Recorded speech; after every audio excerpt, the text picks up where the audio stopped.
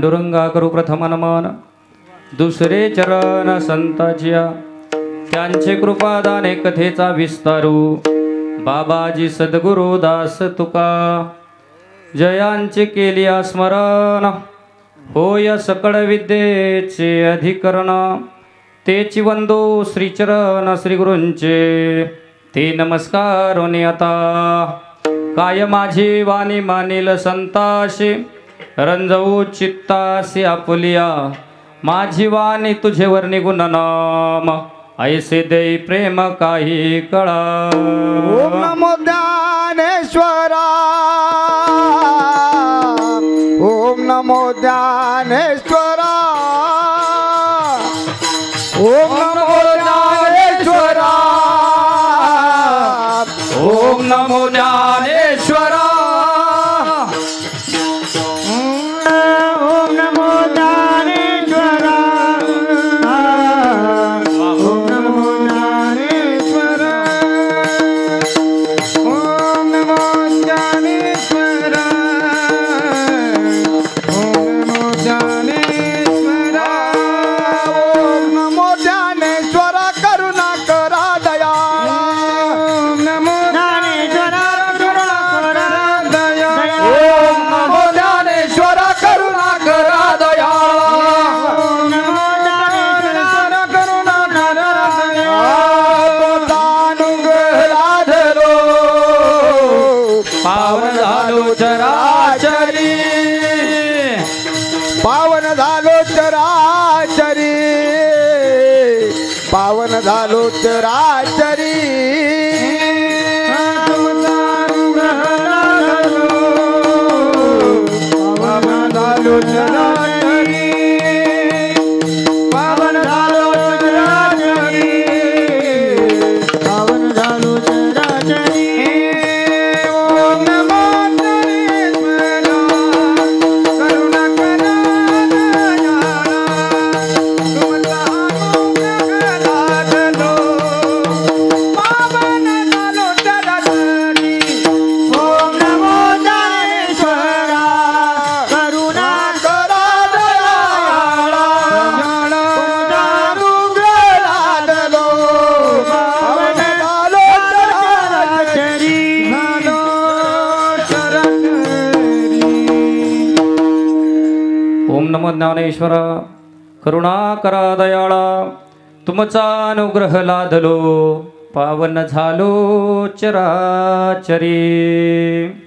हेची थोर भक्ती, हेची थोर भक्ती आवडती देवा, संकल्पावी माया संसाराची, ठेविले अनंते तैसेची राहावे, चित्ते असू द्यावे समाधान, वाहिला उद्वेग दुःखची केवळ, भोगणे ते फळ संचिताचे, ठेविले अनंते तैसेची राहावे, चित्ते असू द्यावे समाधान। तुका म्हणे घालू तयावरी भार, तुका म्हणे घालू तयावरी भार, वाहू हा संसार देवापायी, ठेविले अनंते तैसेची राहावे, चित्ते असू द्यावे समाधान। विठ्ठल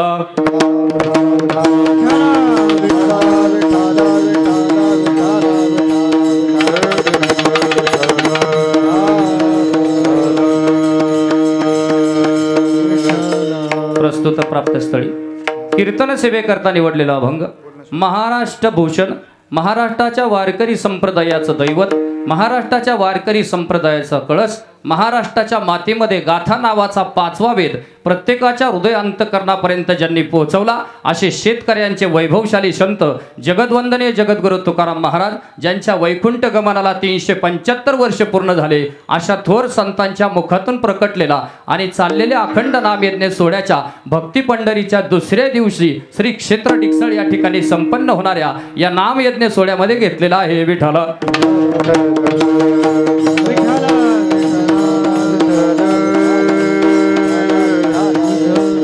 अभंग तुकाराम महाराजांचा आहे, तुकाराम महाराजांच्या गाथेमधला आहे, 4 चरणाचा आहे, सगळ्यांच्या पाठांतराचा आहे। या अभंगाच्या माध्यमातून जगद्गुरु तुकोबराय भगवंताचे दास व्हायला सांगतात, चित्त निर्मळ करायला सांगतात आणि आपला संसार म्हणजे षडरिपूंचा संसार देवाच्या चरणावरती अर्पण करायला सांगतात। अशा थोर संतांचं चिंतन करण्यासाठी चाललेला हा नाम सोहळा, ज्या संतांनी आपल्यावरती एवढा उपकार केला, ज्यांनी स्वतःच्या हिताचा विचार केला नाही पण जगाच्या हिताचा विचार केला, अशा सगळ्या संतांना एकदा नमन करणं गरजेचं आहे। मस्तक हे पायावरी यावर करी संतांच्या, यावर करी संतांच्या, यावर करी संतांच्या। हे पायावरी यावर करी संतांच्या, यावर करी संतांच्या, वार करी संतांच्या। मस्तक हे पायावरी यावर करी संतांच्या, यावर करी संतांच्या, यावर करी संतांच्या। मस्तक हे पायावरी यावर करी संतांच्या, यावर करी संतांच्या, वार करी संतांच्या, वार करी। मस्तक हे पायावरी या वारकरी संतांच्या, सालाबाद प्रमाणात चाललेला अखंड नाम सोहळा, भक्ती पंढरी सोहळा 3ऱ्या तपामध्ये या ठिकाणी पूर्णत्वाला जात असताना आजच्या 2ऱ्या दिवसाची कीर्तन सेवा यानी या सेवेचं जे सौजन्य आहे ते सौजन्य तरुण तडफदार असणाऱ्या युवकांचं मंडळ, विघ्नहर्ता युवक मंडळ, या मंडळानं आजच्या या कीर्तनाचं सौजन्य घेतलेलं आहे। म्हणून त्या मंडळाला आणि त्या विघ्नहर्ता तरुण मित्रमंडळाला एकदा जोरदार टाळ्यांच्या गजरामध्ये त्यांचं खऱ्या अर्थानं आपण अभिनंदन करूया की ज्यांच्या माध्यमातून या ठिकाणी एक कीर्तनरूपी सेवा आज या ठिकाणी संपन्न होते आहे। असे कीर्तनाचे सौजन्य घेणारं विघ्नहर्ता युवा मंडळ 36 वर्षामध्ये पदार्पण केलेला आपला हा नाम सोहळा, अखंड नाम सोहळा। इवले शिरोप लाविले द्वारी तयाचा वेलू गेला गगनावरी। 36 वर्षापूर्वी हरिभक्तीपरायण रामचंद्र महाराज बोरुडे यांच्या माध्यमातून या गावामध्ये त्या ठिकाणी अखंड नामयज्ञ सोहळा त्या ठिकाणी संपन्न झाला। त्यानंतर बरोबर 12 वर्षांना नांदूर पठार गावच्या आणि त्याचनंतर आपली पंढरी त्या ठिकाणी संपन्न झाली। त्याच्यानंतर 2री पंढरी संपन्न झाली ना आता 3ऱ्या पंढरीमध्ये त्रितपपूर्ती सोहळा त्या ठिकाणी संपन्न होतोय आणि 3ऱ्या पंढरीला या ठिकाणी माणसांची संख्या थेट मराठी शाळेपर्यंत पोहोचली। हे खऱ्या अर्थानं आपल्या पंढरीचं यश आहे, हे आपल्या नाम सोहळ्याचं यश आहे। सर्व आयोजक असतील, नियोजक असतील, सर्व वारकरी असतील, पहिल्या वर्षीचे जे साक्षीदार आहेत ते पहिल्या वर्षीचे साक्षीदार बहुतांशी या ठिकाणी आहेत। म्हणजे आपल्या सर्वांच्या महात्म्यानं, सर्वांच्या पुण्याईनं, सर्वांच्या कष्टानं, सर्वांच्या भक्तिभावनेनं हा नाम सोहळा या ठिकाणी संपन्न होतो आहे। मला पहिल्या वर्षीचा सप्ताह त्या ठिकाणी आठवतो आणि 3ऱ्या पंढरीला त्या ठिकाणी आज सप्ताह या ठिकाणी कीर्तनासाठी मी उभा आहे। मी जेव्हा 2री पंढरी चालू होती तेव्हा 2ऱ्या पंढरीला साधारणतः एक 400-500 कीर्तनं झाली होती, परंतु जेव्हा 3री पंढरी त्या ठिकाणी चालू आहे माझ्या अंदाजे प्रवचन आणि कीर्तनं धरून जवळजवळ 10,000 त्या ठिकाणी झाले असतील, तेव्हा या ठिकाणी येऊन उभा राहील। खरं तर ह्या भूमीची कमाल आहे, ह्या मातीची खऱ्या अर्थाने ही महती आहे की ज्या मातीमध्ये ह्या असणाऱ्या भगवान पांडुरंगाच्या मूर्ती स्थापन झाल्या आणि तेव्हापासून या गावाला कुठल्याच प्रकारची महाराज कमतरता पडली नाही। तेव्हापासून आपल्या धनामध्ये त्या ठिकाणी वाढ होत गेली, कमी कधी पडलंच नाही। धनाची वाढ झाली, धान्याची पण वाढ झाली, ज्ञानाची वाढ झाली, भक्तीची वाढ झाली। अशा असणाऱ्या पंढरीच्या पांडुरंगाच्या मूर्ती त्या ठिकाणी या गावामध्ये प्रस्थापित झाल्या आणि तेव्हापासून त्या ठिकाणी या गावाला एक चांगल्या पद्धतीने अध्यात्माचं त्या ठिकाणी एक चांगल्या प्रकारचं वातावरण तयार झालं। त्यासाठी जुन्या मंडळींनी फार मोठा त्या ठिकाणी त्याग केला आणि या त्यागातून पंचक्रोशीमध्ये नावलौकिक असणारा अखंड नामयज्ञ सोहळा श्री क्षेत्र टिकसलचा आपल्याला पाहायला मिळाला। हे गाव एक खऱ्या अर्थानं असं गाव आहे की या गावामध्ये भगवान पांडुरंगाच्या मूर्ती तर आहेच, परंतु या गावामध्ये त्या ठिकाणी सद्गुरूंचा त्या ठिकाणी बऱ्याच वर्ष त्या ठिकाणी निवास होता। मग परमपूज्य आत्मज्ञानी मास्तर दादांचं त्या ठिकाणी बऱ्याच वेळा या गावामध्ये त्या ठिकाणी वास्तव्य होतं.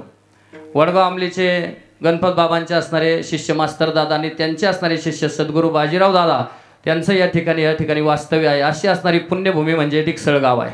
आणि या डिकसळ गावामध्ये चाललेला हा अखंड भव्य दिव्य भक्ती सोहळा, या सोहळ्याच्या निमित्तानं ज्यांचा मृदुंग बोलतो, असं म्हणतात की माणूस तोंडाने बोलतो, परंतु ज्याला तोंड नसताना सुद्धा जो मृदुंग बोलतो असे असणारे अवधेश महाराज आणि विक्रम महाराज या दोघांना खऱ्या अर्थानं धन्यवाद देतो. आपल्या गळ्यामध्ये त्या ठिकाणी विना घालून भक्तीच्या आनंदामध्ये तल्लीन होणारे विनेकरी बाबा असतील आपले तरावाडीचे, त्यांना खऱ्या अर्थानं धन्यवाद देतो. आवाजाची खरी संपत्ती ज्यांच्याकडे आहे असे असणारे संपत महाराज असतील, त्याचप्रमाणे तुकाराम महाराज असतील, त्यांनाही खऱ्या अर्थानं धन्यवाद देतो. माझा आवाज लोकांच्या काळजापर्यंत जे पोहोचवण्याचं काम करतात त्या साऊंड सिस्टीमला सुरुवातीलाच त्या ठिकाणी धन्यवाद देतो. माऊली वारकरी शिक्षण संस्था असेल आणि नवनाथ वारकरी शिक्षण संस्था असेल, या दोन्ही शिक्षण संस्थेच्या माध्यमातून कीर्तनामध्ये रंग भरणाऱ्या या दोन्ही वारकरी शिक्षण संस्थेला सुरुवातीलाच त्या ठिकाणी धन्यवाद देतो. हा संपूर्ण कार्यक्रम आपल्या कॅमेऱ्यामध्ये कैद करून इथून पुढच्या काळामध्ये 100 वर्षानंतर जरी तुम्हाला तिसरी पंढरी पाहायचं म्हटलं तर त्या तुम्हाला आम्हाला त्या असणाऱ्या यूट्यूबमधून त्या ठिकाणी पाहायला मिळेल. हे कायम स्वरूपी अमर करणारं खऱ्या अर्थानं यंत्र आहे. त्यांना सुद्धा खऱ्या अर्थानं मनपूर्वक धन्यवाद देतो. अतुलजी झंझाड असतील, मेहर असतील, त्यांनाही त्या ठिकाणी धन्यवाद देतो. पाठीमागं उभे चोपदार असतील, त्यांना धन्यवाद देतो. आणि या वर्षीचं 25वे म्हणजे 2025 वर्ष संपन्न होत आहे. आता या 2025 वर्षामध्ये काय काय घडलं? 2025 वर्षामध्ये प्रयागराजचा कुंभमेळा आला. 2025 वर्ष, याच वर्षी जगदवंदनीय जगद्गुरु तुकाराम महाराज यांच्या वैकुंठ गमनाच्या सोहळ्याला 375 वर्ष त्या ठिकाणी पूर्ण झाले. आता भंडाऱ्याच्या पायथ्याला फार मोठा त्या ठिकाणी सोहळा त्या ठिकाणी संपन्न झाला. तसाच सोहळा आता त्या ठिकाणी अकोळनेर आणि ओतूरला त्या ठिकाणी संपन्न होणार आहे. हे वर्ष जे आहे ते 2025 साल. या 2025 सालामध्येच माऊली महावैष्णव ज्ञानोबारायांच्या समाधीला 750 वर्ष त्या ठिकाणी पूर्ण होतात. म्हणून 2025 वर्ष ज्यांच्या ज्यांच्या पाहण्याच्या नशिबी आलं ते खऱ्या अर्थानं भाग्यवान आहेत. विठ्ठला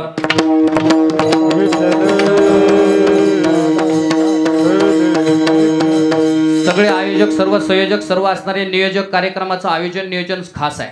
जेवढी चटई आहे तेवढी माणसं आहेत, याला म्हणायचं परफेक्ट नियोजन. आयोजन खास आहे. आणि अशा खास आयोजनामध्ये चाललेला अखंड नाम यज्ञ 16 कीर्तनाला झाली सुरुवात. बसलेल्या लोकांनी थोडंसं ताट बसायचं, चिंता करायची नाही. मला सांगा, देवाला सुकलेली फुलं आवडतात का टवटवीत? टवटवीत आवडतात. देवाला सुकलेली फुलं आवडत नाहीत. मग जर सुकलेली फुलं जर आवडत नसतील तर सुकलेला माणूस देवाला आवडेल का? नाही आवडणार. मग आपल्याला सुकलेलं राहायचं नाही तर या हरीच्या मंडपामध्ये त्या ठिकाणी आनंदी राहायचं. आनंदाचे डोही आनंद तरंग म्हणून अशा आनंदमय वातावरणामध्ये चाललेला हा अखंड नामयज्ञ सोहळा आहे.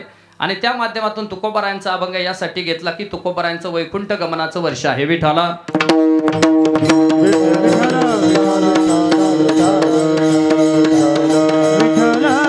करंदी गावचे ग्रामस्थ असतील, जामगावचे ग्रामस्थ असतील, तरावाडीचे ग्रामस्थ असतील, बुगेवाडीचे ग्रामस्थ असतील, गोरेगावचे ग्रामस्थ असतील, सर्व पंचक्रोशीतील ग्रामस्थ, युवक, तरुण मित्र मंडळ आणि उपस्थित सर्व असणारे मान्यवर यांच्या उपस्थितीमध्ये ही तिसरी पंढरी संपन्न होते आहे. याची देही याची डोळा भोगी जय मुक्तीचा सोहळा.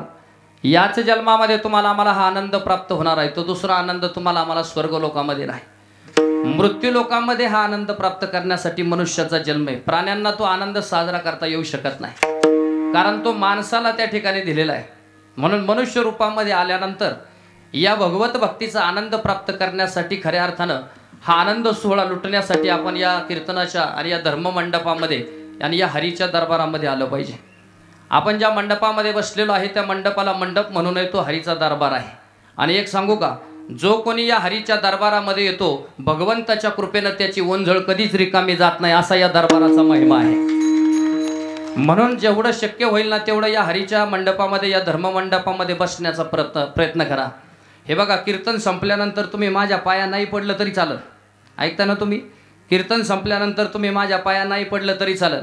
पण या व्यासपीठावरती जेवढे वारकरी, मृदुंगाचार्य, टाळकरी आहेत यांना लांबून नमस्कार केल्याशिवाय इथून जाऊ नये. त्याचं कारण सांगतो. या जागेला त्या ठिकाणी फार महत्व आहे. काय महत्व आहे या जागेचं? जेथे कीर्तनाची जागा तेथे देव उभा, तेथे देव उभा, तेथे देव उभा. जेथे कीर्तनाची जागा हरी उभा, तेथे देव उभा, तेथे देव उभा.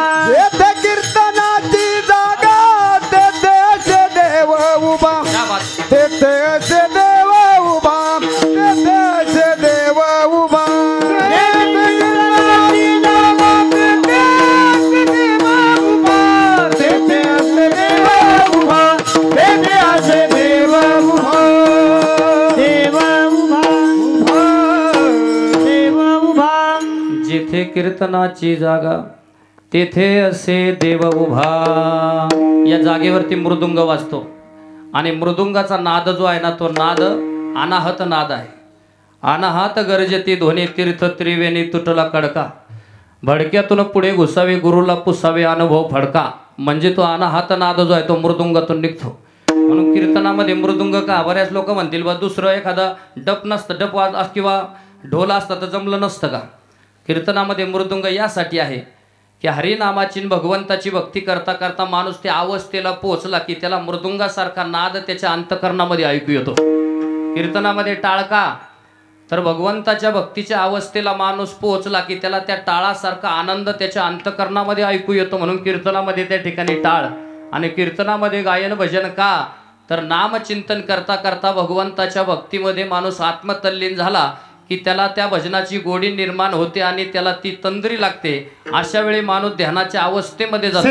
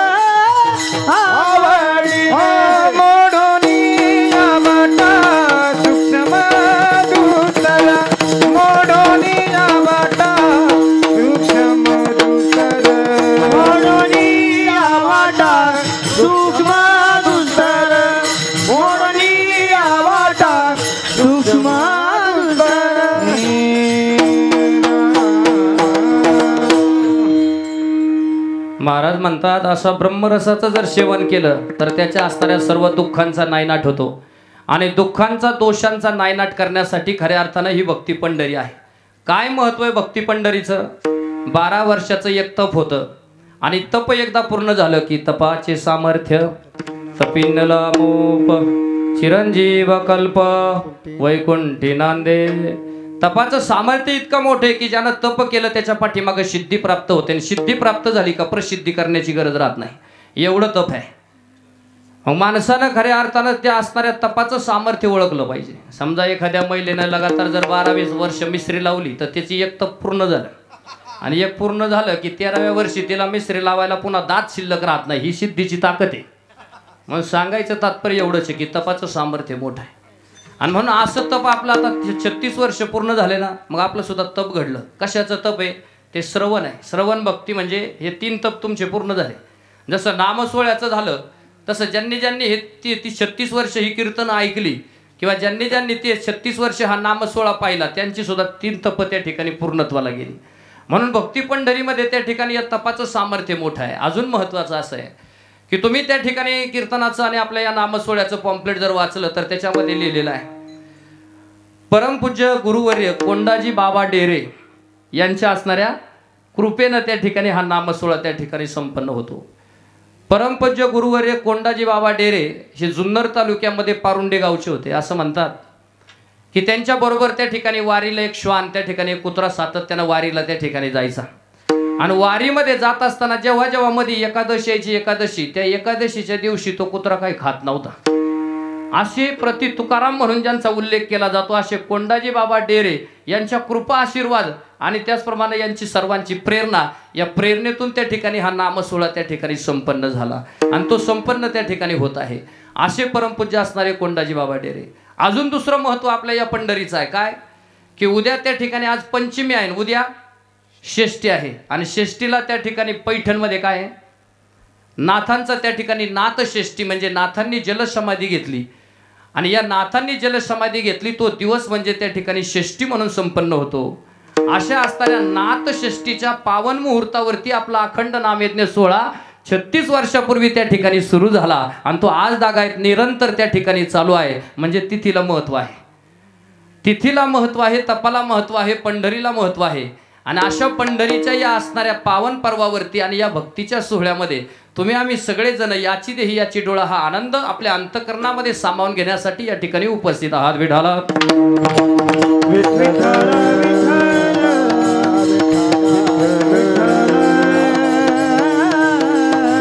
असं म्हणतात, ज्ञानोबानंतर ज्ञान नाही, तुकोबानंतर भक्ती नाही, नाथानंतर शांती नाही, हरिश्चंद्रानंतर त्याग नाही, कर्णानंतर दान नाही, शिवानंतर पराक्रम नाही, संभाजीराजानंतर बलिदान नाही, मोरासारखा पिसारा नाही, कोकिळासारखं गायन नाही, डिक्सळ गावासारखा दुसरा सप्ता नाही, अशी पंढरी दुसरी होणे नाही. असा आपला सोहळा आहे. आणि म्हणून या नाम सोहळ्यामध्ये हा आनंद लुटायचा असेल तर फ्रेश बसायचं, चिंता वगैरे काही करायची नाही. टेन्शन घेतलं का डायबिटीस लवकर होतो. आणि डायबिटीज होऊन द्यायचा नसेल तर कीर्तनामध्ये टाळी वाजवली पाहिजे. आता हे मधले 2 बॉक्स सोडून पाठीमागे ज्या महिला आहेत त्या टाळ्या वाजवतात की नाही ते आपल्याला इथून दिसत नाही. नाही वाजवली तर आमचं काही जाणार नाही, पण चुकून त्यांनी जर पाहिलं, त्यांनी म्हणजे कोणी, आता मी तर सगळ्यांकडे पाहू शकत नाही, पण चुकून जर त्यांनी पाहिलं तो पाहू शकतो का नाही? तो गायीच्या वासरासारखा आहे, तो बरोबर त्या ठिकाणी आपली आई शोधत येत असतो. तसं तो चुकून त्यानं जर पाहिलं तर मग काम अवघड होईल. म्हणून लक्षात ठेवायचं, कीर्तनामध्ये भजन चालू असलं की त्यामध्ये त्या ठिकाणी टाळी वाजवावी. विठाला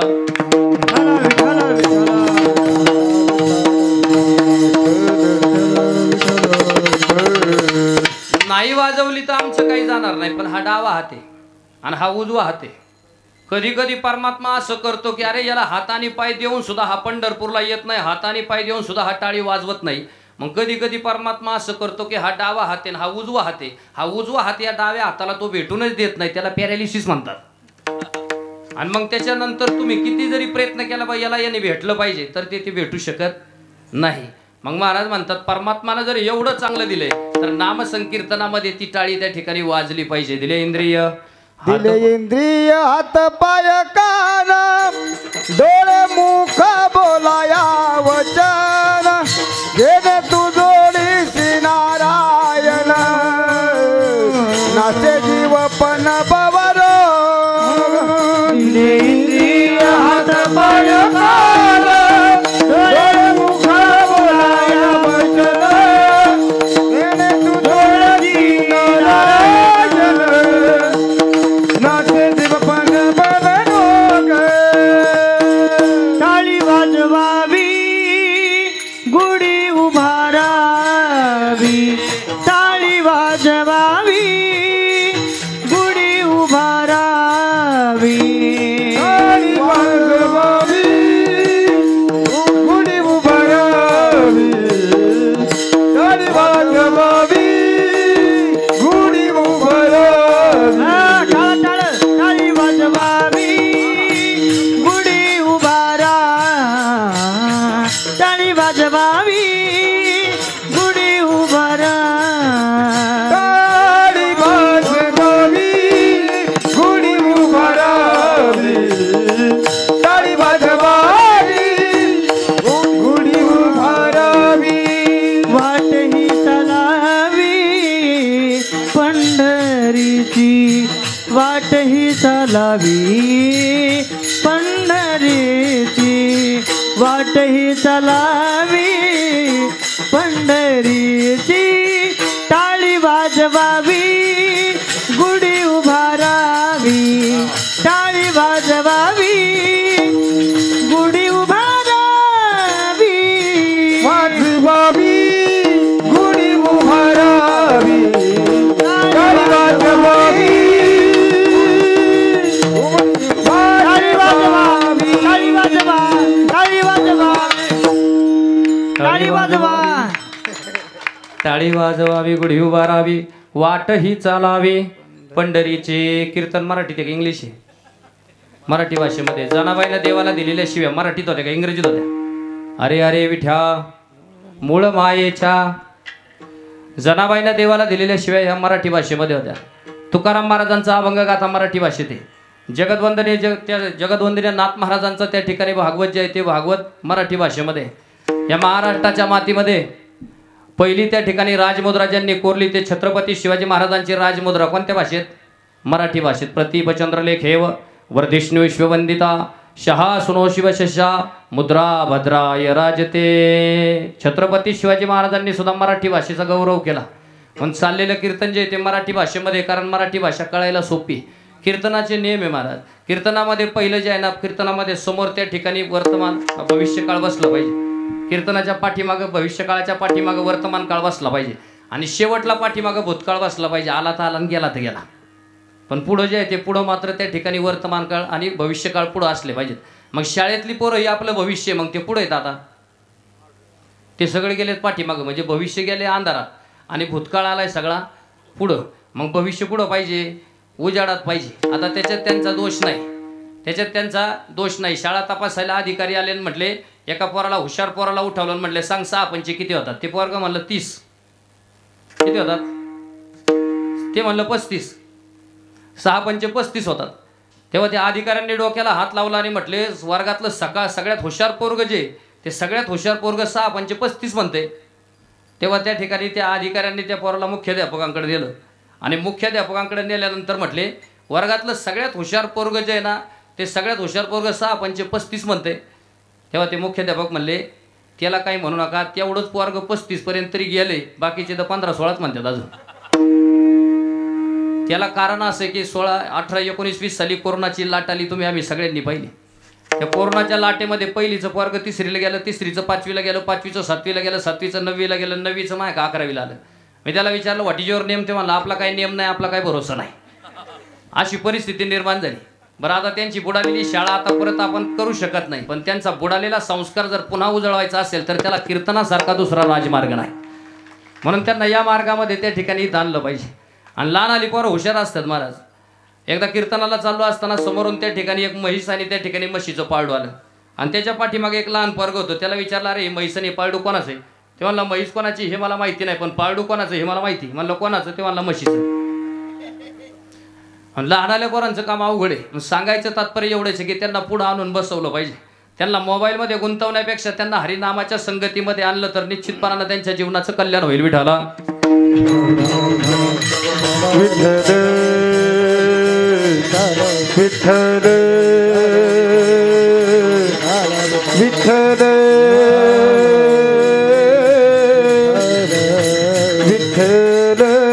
हो, म्हणून त्यांच्या नाद करायचा नाही, त्यांचं काम अवघड आहे. माझ्या वर्गातले एक वर्ग सारखं नापास व्हायचं. त्याला म्हटलं, अरे तुझ्या वयात माऊलींनी ज्ञानेश्वरी सांगितली आणि छत्रपती संभाजीराजांनी बुधभूषण नावाचा ग्रंथ त्या ठिकाणी सांगितला. ते म्हटलं, माझ्या वयात असताना माऊलींनी ज्ञानेश्वरी इथपर्यंत सांगितली, इथपर्यंत ठीक आहे, पण तुमच्या वयात असताना तुकाराम महाराज वैकुंठाला गेले, मग तुम्ही अजून इथं कसे? मग सांगायचं तात्पर्य एवढंच आहे की काम अवघड आहे. पण अशांना त्या ठिकाणी पुढं आणलं की ज्ञानाचा प्रकाश त्यांच्या अंतःकरणामध्ये जाईल आणि निश्चितपणानं त्या ठिकाणी सुसंस्कारित त्या ठिकाणी होईल. मुळातच डिकसळ गावामधील असणारे जेवढे सगळे तरुण असतील किंवा युवक असतील हे सगळे सुसंस्कारित आहे. असं सुसंस्कारित असणारं तालुक्यामधलं एकमेव गाव कोणतं असेल तर ते डिकसळ. ध्यानात भक्तीच्या भावनेनं आपण सर्वजण या ठिकाणी एकत्र येतो आणि त्या माध्यमातून खऱ्या अर्थानं ह्या असणाऱ्या हरिनामाची संगत जी आहे ती संगत धरण्याचं काम करतो. लक्षात ठेवा, एक वेळ संगत, एक वेळ पंगत चुकली तरी चालते, पण माणसाच्या विचाराची संगत चुकता कामा नये. आणि हे संगत त्या ठिकाणी जपण्याचं काम या हरिनाम सोहळ्याच्या माध्यमातून होतं. म्हणून हरिनाम सोहळ्याला त्या ठिकाणी किंमत आहे. विठाला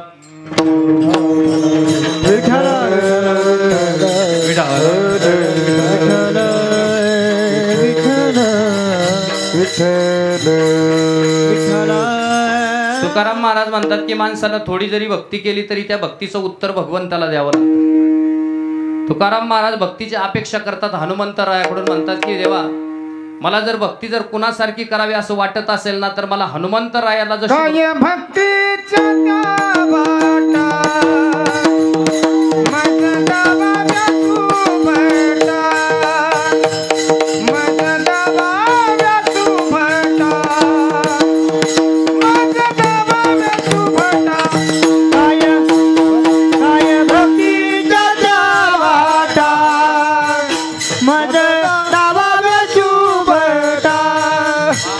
माझ दावा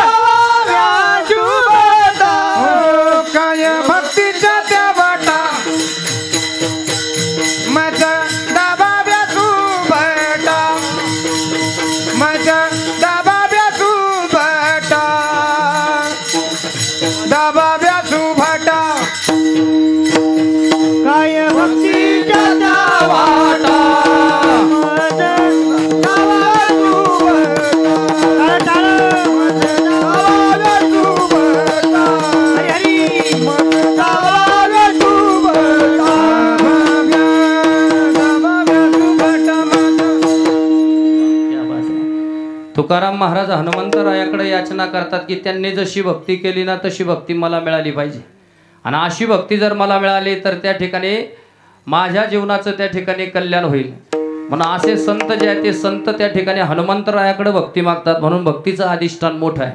आपल्या नाम सोहळ्याला त्या ठिकाणी भक्तीचं अधिष्ठान, त्यागाचं अधिष्ठान आणि तपाचं अधिष्ठान आहे.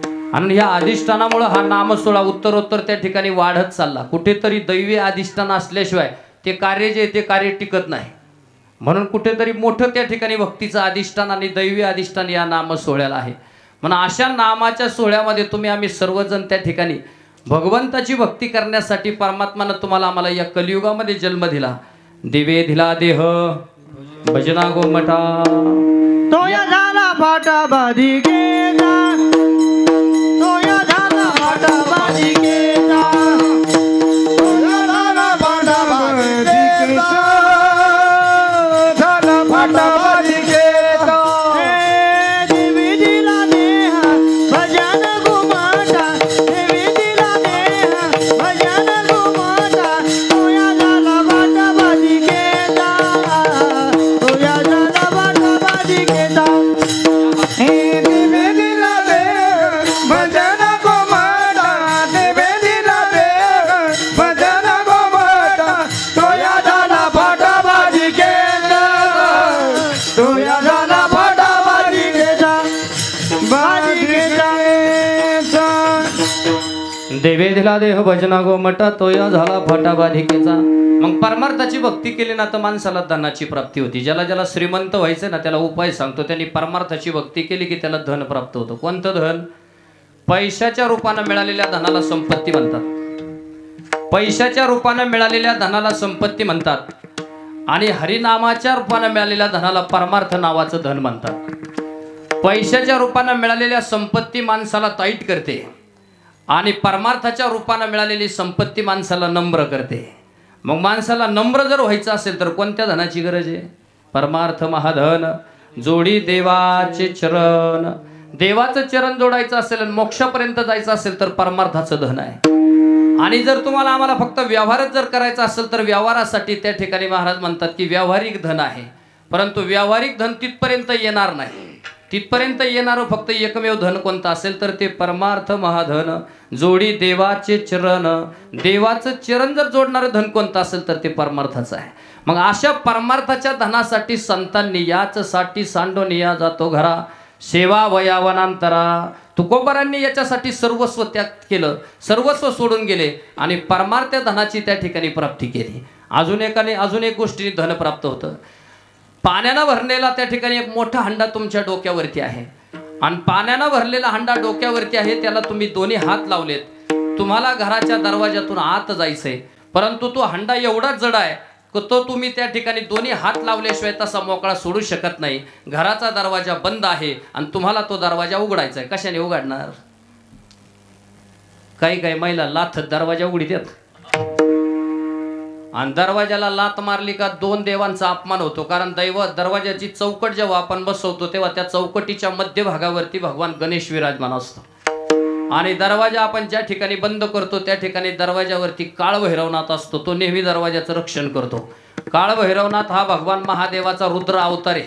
तो देवतांचं रक्षण करण्यासाठी नेहमी मंदिराच्या किंवा घराच्या दरवाजावरती असतो. त्याचं नाव काळभैरवनाथ. दरवाजाला लात मारली की महाराज या दोन देवांचा अपमान होतो, त्या दोन देवांचा अपमान झाला की त्या ठिकाणी संपत्ती आणि लक्ष्मी निघून जाते. म्हणून जर संपत्ती आणि लक्ष्मी यावं असं वाटत असेल तर कराग्रे वसते लक्ष्मी, या हातांच्या बोटांच्या टोकावरती लक्ष्मीचा निवास आहे. म्हणून शास्त्र असं सांगतं की या हाताचं जर आपण आपला घराचा दरवाजा उघडला तर त्याच दरवाजातून तुमच्या घरामध्ये लक्ष्मी आल्याशिवाय राहणार नाही, असा महिमा त्याचा आहे.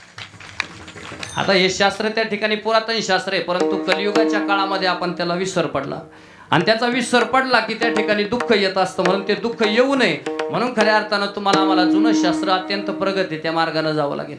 मार्ग जाऊन गेले आधी दयानिधी संतते, तिनेची पंथे चालू जाता न पडे गुंता कोठे. काही अंतरावरती इथून पिंपळनेरला जगद्गुंदनी जगद्गुरु तुकोबाराय त्या ठिकाणी आले होते.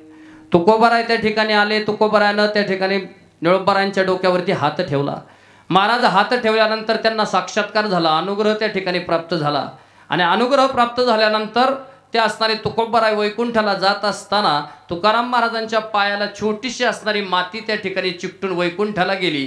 ती माती दुसऱ्या तिसऱ्या कोणत्याच तालुक्याची नव्हती, ती पारनेर तालुक्याची माती होती. पारनेर तालुक्याची माती तुकोबारायांच्या पायाला चिकटून गेली. संत चरण रज त्या ठिकाणी वैकुंठाला गेले. अशा पावनभूमीमध्ये त्या ठिकाणी जन्म मिळाला. म्हणजे याच्यापेक्षा मोठं भाग्य काय असेल की निळा म्हणे पिंपळनेर तुझे केले पंढरपूर. दुसरं पंढरपूर या पारनेर तालुक्याच्या मातीमध्ये संपन्न होत आहे आणि ते आपल्याला या जवळ त्या ठिकाणी पाहायला मिळतंय. म्हणून ज्याची पंढरपूरची चुकली त्याची मात्र पिंपळनेरची चुकता कामा नये असं खऱ्या अर्थानं महत्वाचं आहे. विठ्ठल विठ्ठल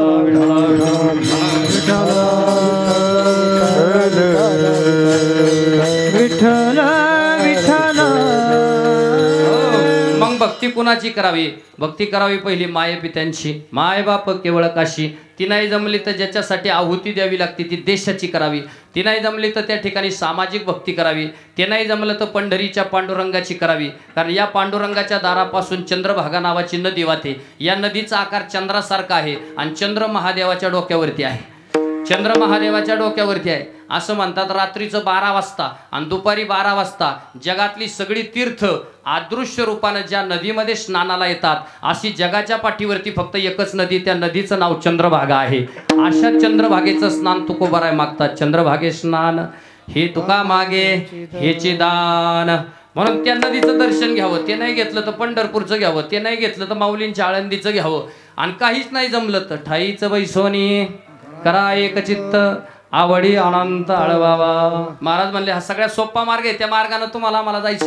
तुकाराम महाराजांचा जन्म 1608 सालचा आहे आणि छत्रपती शिवाजी महाराजांचा जन्म 19 फेब्रुवारी 1630 आहे. म्हणजे तुकाराम महाराज शिवाजी महाराजांच्या पेक्षा 22 वर्षानं मोठे आहेत. तुकाराम महाराज शिवाजी महाराजांच्या पेक्षा वयानं किती वर्षानं मोठे आहेत? 22 वर्षानं मोठे आहेत. जेव्हा तुकाराम महाराज ऐन तारुण्यामध्ये होते आणि देहूमध्ये त्या ठिकाणी भजन म्हणत होते तेव्हा भजन म्हणता म्हणता त्यांच्या कानावरती एक बातमी पडली आणि ती बातमी अशी होती की पुणे जिल्ह्यामध्ये त्या असणाऱ्या जुन्नर तालुक्यामध्ये शिवनेरीच्या किल्ल्यावरती बातमी त्या ठिकाणी आली. किल्ल्यावरून तो बापांचा बाप या महाराष्ट्राच्या मातीमध्ये जन्माला आला. कोण आहे तो?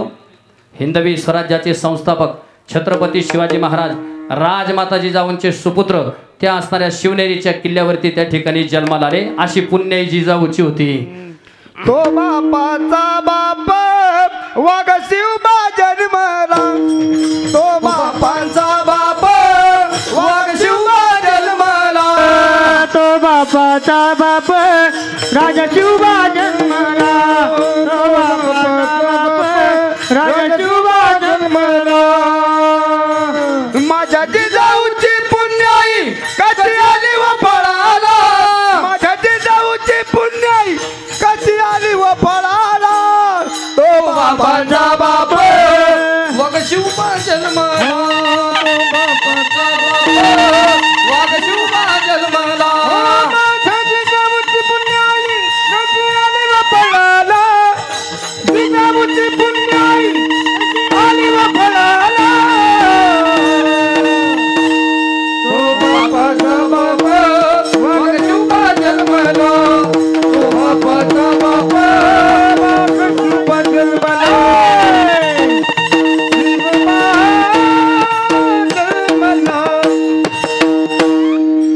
असा इतिहास या महाराष्ट्राच्या मातीमध्ये घडला आणि बातमी देहूमध्ये पोहोचली की या राष्ट्राचं कल्याण करण्यासाठी या मातीमध्ये असा सुपुत्र त्या ठिकाणी जन्मला. लोक म्हणतात की किसी के कोख से सांप पैदा होता है, किसी के कोख से पाप पैदा होता है, लेकिन जिजाऊ ऐसी माती यारो जिसके कोख से बापों का बाप पैदा होता. असा महाराष्ट्राच्या मातीमध्ये इतिहास निर्माण आहे. म्हणून तर खऱ्या अर्थानं छत्रपती शिवाजी महाराज आणि जगद्गुरु तुकाराम महाराज यांचं भक्तीचं आणि शक्तीचं नातं आहे. अशा भक्ती आणि शक्तीच्या नात्याच्या माध्यमातून हा महाराष्ट्र घडला, मोठा झाला आणि या महाराष्ट्राच्या मातीमध्ये हर हर महादेवची गर्जना झाली. असा हा छत्रपतींचा इतिहास खऱ्या अर्थानं तुमच्या आमच्या काळजापर्यंत भक्तीच्या माध्यमातून पोहोचवण्याचं काम सातत्यानं चालू आहे. विठ्ठला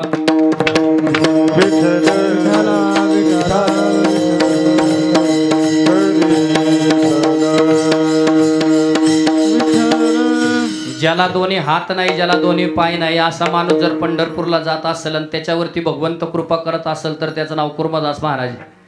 ज्याला दोन्ही हात नाही, ज्याला दोन्ही पाय नाही, तो माणूस त्या ठिकाणी पंढरपुरापर्यंत गेला आणि त्याला भगवंताची असीम त्या ठिकाणी भक्ती मनामध्ये ठेवली तर जगाचा मालक भेटण्यासाठी येतो महाराज. मग एवढी मनामध्ये भक्ती त्या ठिकाणी जर ठेवली तर जगाचा मालक विटेवरून खाली उतरू शकतो. किती मोठं त्या ठिकाणी सामर्थ्य आहे. संत तुलसीदास महाराजांनी प्रभू रामचंद्राची भक्ती केली, एवढी परम भक्ती केली महाराज. त्यांना 40 दिवस त्या ठिकाणी तुरुंगामध्ये ठेवलं होतं. 40 दिवस तुरुंगामध्ये ठेवलं, पण त्या 40 दिवसामध्ये त्यांनी जे काही लिहिलं ना त्याला त्या ठिकाणी हनुमान चालीसा म्हणतात. ही हनुमान चालीसा तुलसीदास महाराजांनी लिहिली आणि तुलसीदास महाराजांनी हनुमान चालीसा लिहिली. 40 दिवस पूर्ण झाले आणि जसे 40 दिवस पूर्ण झाले ना तसं 41व्या दिवशी एक भलं मोठं वानर ते तुरुंगाच्या जवळ आलं. त्या वानराच्या पाठीमागं जवळजवळ 1000 वानर होती. लोक म्हटले ही वानर आली कुठून. त्यांच्याबरोबर एक भलं मोठं वानर होतं. त्या मोठ्या वानरानं काय केलं की तो तुरुंग जो आहे तो तुरुंग असा तोडला आणि त्यातून रामभक्त तुलसीदास महाराजांना बाहेर काढलं. वानर असून त्या असणाऱ्या वानरानं तुलसीदास महाराजांच्या पायावरती त्या ठिकाणी डोकं ठेवलं आणि त्या वानरानं तुलसीदास महाराजांना त्या ठिकाणी हाताला धरलं. तेव्हा राजानं पाहिलं की अरे हे सामान्य कोणतं वानर दिसत नाही, हे खऱ्या अर्थानं मूर्तिमंत हनुमंतराय म्हणून त्या ठिकाणी सोडवायला आलेले आहे. असा भक्तीचा महिमा आहे. म्हणून तुलसीदासानं त्या ठिकाणी भक्ती केली तर तुलसी रामायण तयार झालं. नाथ महाराजांनी देवाची भक्ती केली तर नाथांचं भागवत तयार झालं. ज्यांच्या पायाखालची माती विठ्ठल विठ्ठल म्हणत होती अशा तुकोबारायानं भक्ती केली तर त्यांचा अभंग गाथा तयार झाला. अरे त्या रेड्यानं माऊलींची ज्ञानेश्वरी ऐकली तर त्या रेड्याच्या मुखातून वेद बाहेर पडले आणि त्या रेड्याला समाधी द्यावी लागली. असा भक्तीचा महिमा आहे. म्हणून अभंगाच्या पहिल्या चरणामध्ये संसाराची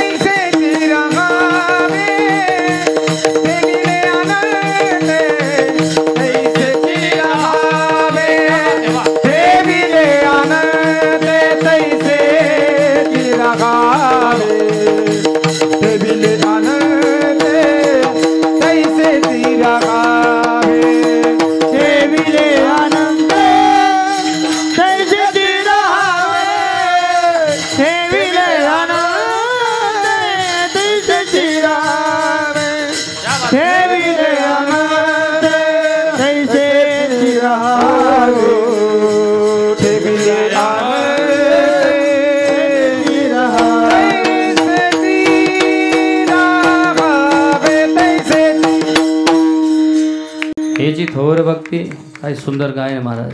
त्यांच्या गळ्यामध्ये त्या ठिकाणी प्रत्यक्ष गंधर्वाने निवास करावा असं गंधर्व गायन त्या ठिकाणी महाराजांचं आहे.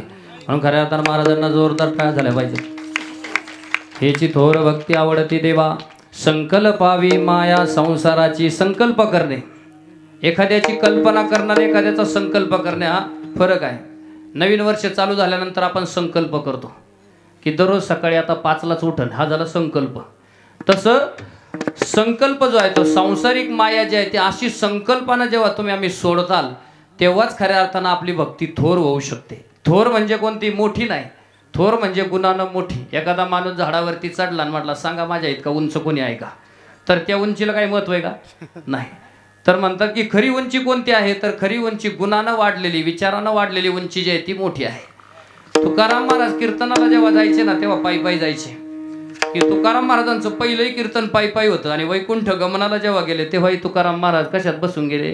जाताना पायी पायी गेले, पण जाताना मात्र सांगायचं तात्पर्य एवढंच आहे की मातीमध्ये चालणारी माणसं जी आहे ना ती मातीमध्ये चालणारी माणसं ही गगना एवढी मोठी होऊ शकतात. त्याचं कारण त्यांचं नातं मातीशी असतं. ज्यांचा पाय जमिनीवरती आहे ना ती माणसं हवेत जात नाही तर ती त्या आकाशाला जाऊन भिडतात. जगातले तुम्ही सगळे संत पहा त्यांचा पाय जमिनीवरती होता पण विचार मात्र आकाशाला जाऊन भिडणारे होते. ए तुका कसा ये बडा, ओ तुका कसा ये बडा, कसा ये बडा, तुका कसा ये बडा,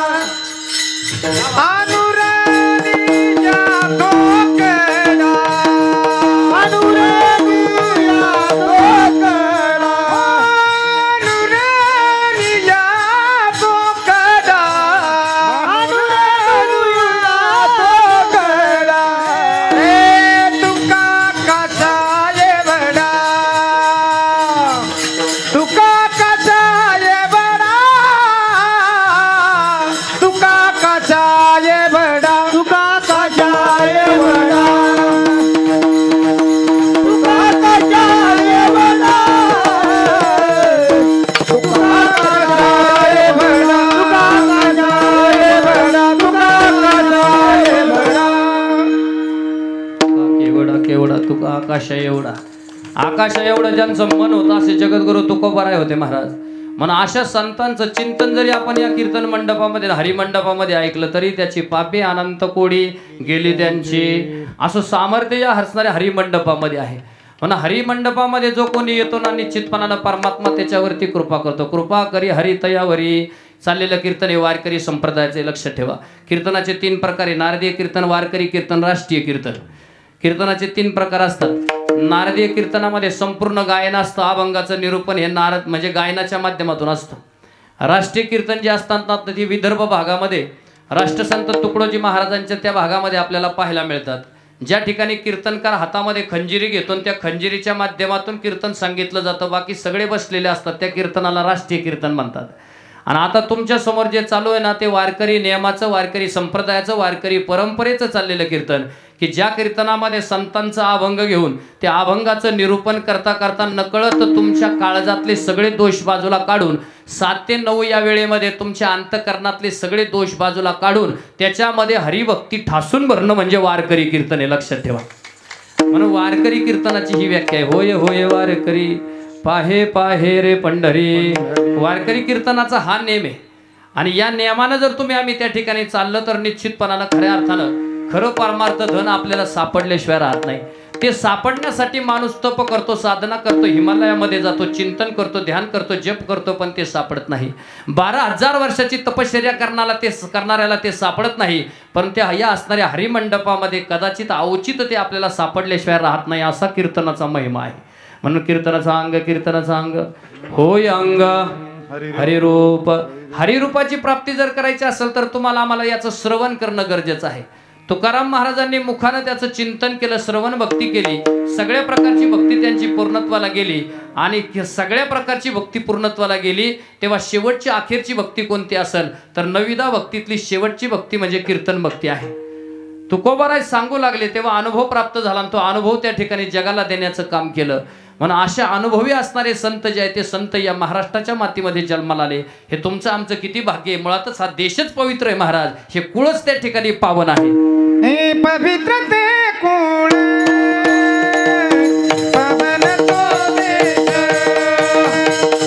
पवित्र ते कुळ पावन तो देश, पवित्र ते कुळ पावन तो देश,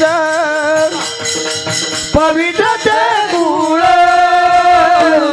पावन तो देश. हो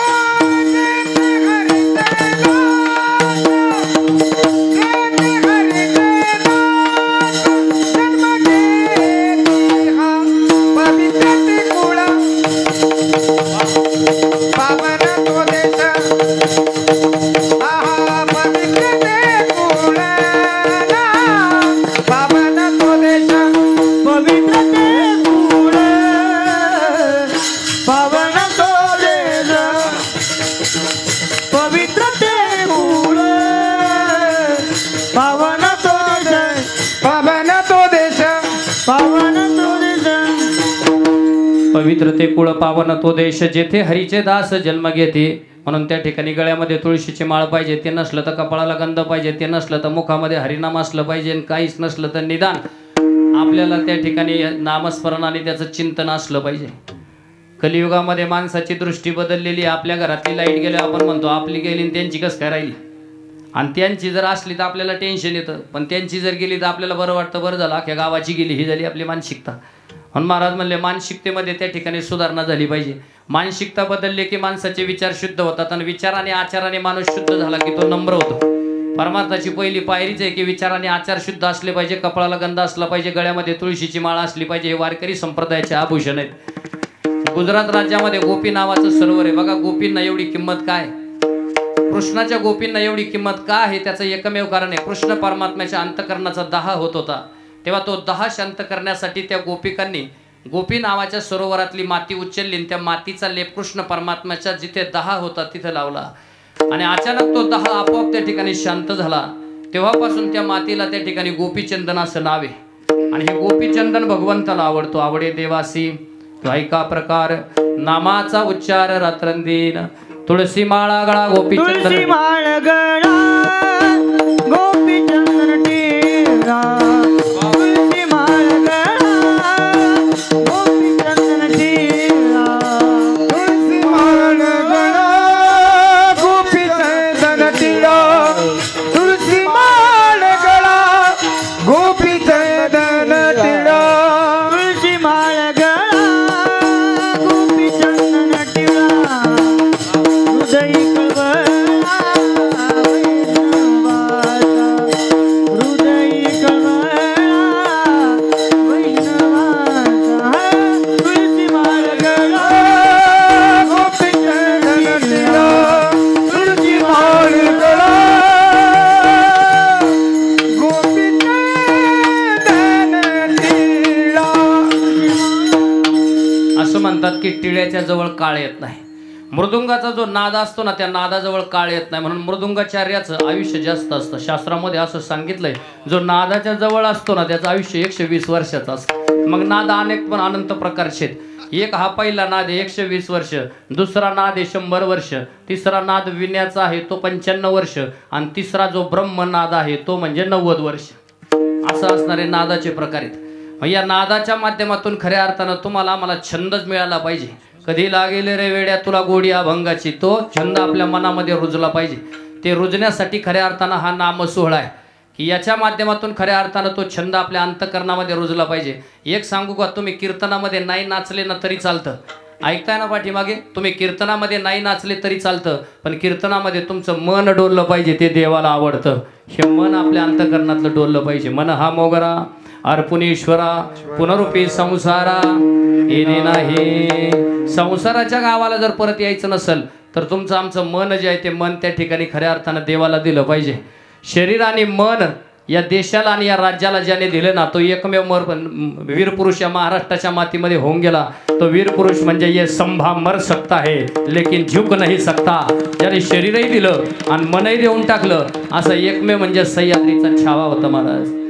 शहाजीराजे एकदा झाडाच्या आड उभे होते आणि झाडाचे आड उभे त्या ठिकाणी होते तेव्हा शहाजीराजांचं लग्न झालेलं नव्हतं. लखुजी जाधवांची मुलगी, तिचं नाव आहे जिजाऊ, ती लहान होती आणि लखुजी जाधवांची मुलगी जिजाऊ ती लहान असताना त्या ठिकाणी त्या जंगल अरण्यामध्ये त्या ठिकाणी जात असताना एक घायाळ झालेला सिंह त्या ठिकाणी रस्त्यावरती पडलेला होता. तो घायाळ झालेला आहे कारण त्या सिंहाच्या पायामध्ये काटा मोडलेला होता.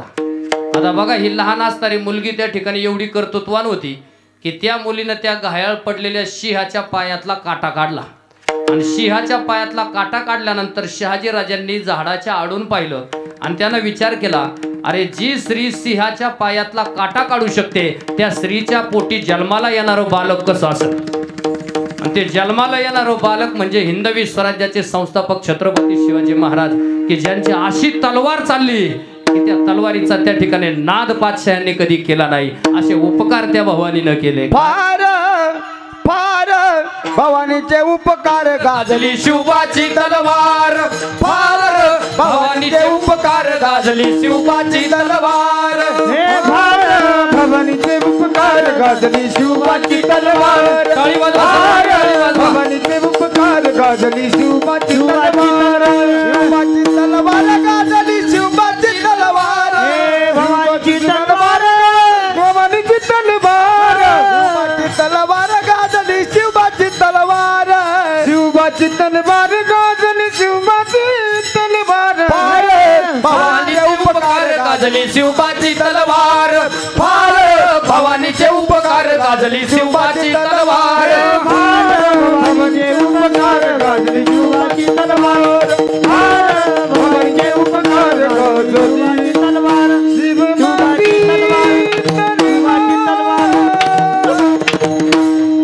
असा पराक्रम या महाराष्ट्राच्या मातीमध्ये घडला. अशी तलवार गाजवली की 5 शह्यांना 4 मुंड्या चित करून टाकला. असे धर्मवीर, असे छत्रपती शिवाजी महाराज, त्यांचे पुत्र धर्मवीर संभाजी महाराज छावा चित्रपटाच्या माध्यमातून गावागावापर्यंत त्या ठिकाणी पोहोचले. असा या नरसिंहाचा इतिहास आहे.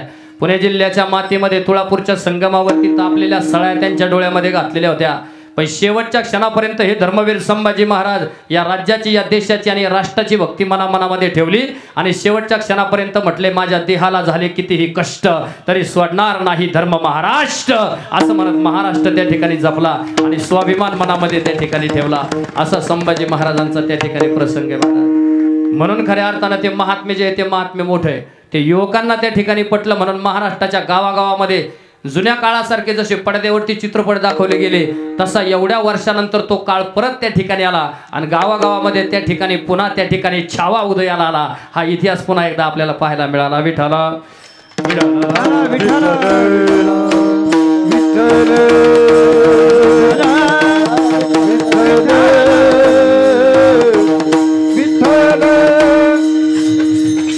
काळात नावही तसेच होते. तानाजी, बाजी, यसाजी, नेताजी, जिजाई, काय नाव होते. कोरोनाच्या काळात जन्मलेल्या मुलींची नाव काही काही कोरोना ठेवलेत. बरं झालं पोरांची नाव लॉकडाऊन नाही ठेवली, म्हणजे काय लोक भेशी नामतील सांगता येत नाही. परंतु त्या नावामध्ये सुद्धा त्या ठिकाणी ताकद होती.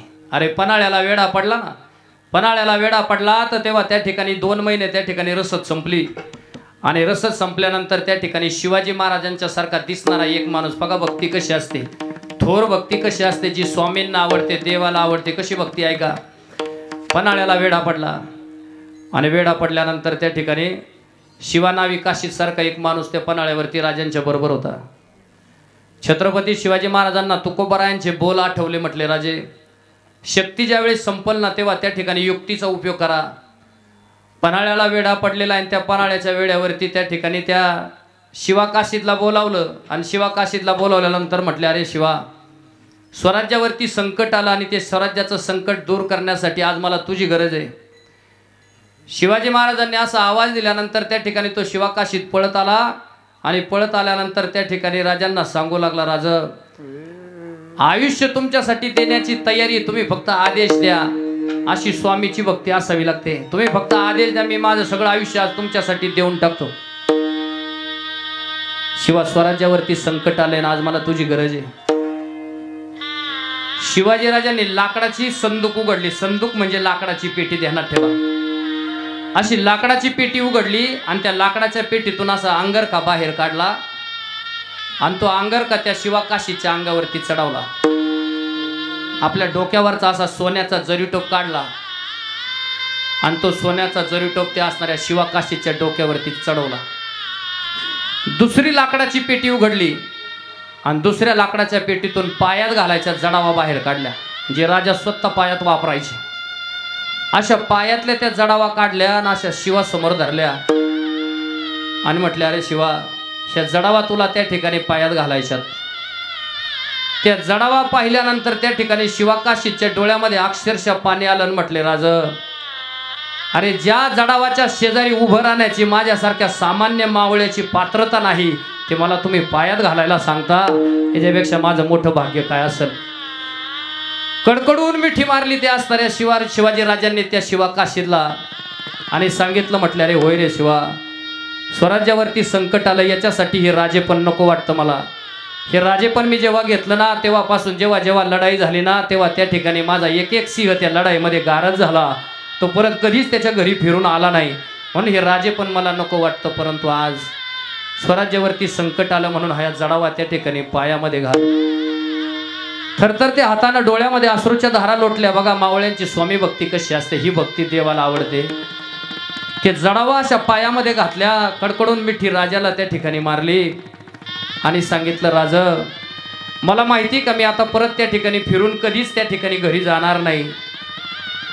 शिवाकाशीत म्हणतो, मी गेल्यानंतर त्या ठिकाणी हजारो लोक रडतील हे मला माहिती आहे, परंतु आज माझ्यासाठी छत्रपती शिवाजी महाराज रडले, याच्यापेक्षा माझं मोठं भाग्य काय असेल. कडकडून त्या ठिकाणी मिठी मारली, शिवाकाशीतला रडू लागले. त्या असणाऱ्या खोलीमध्ये त्या ठिकाणी हुंदका दाटला. स्वराज्याची प्रत्येक लढाईची सुरुवात हुंदक्यानं झाली होती, लक्षात ठेवा. स्वामीसाठी एवढं प्रेम करणारी आणि एवढी त्या ठिकाणी आयुष्य देणारी जर कोण असतील ना, तर ते फक्त मावळे. तेव्हा शिवाकाशीत राजांना म्हटलं, राज, आई नेहमी म्हणायची की तुझं राज दिसतात कसं, तेव्हा मी तिला सांगायचो अगदी माझ्यासारखं दिसतात.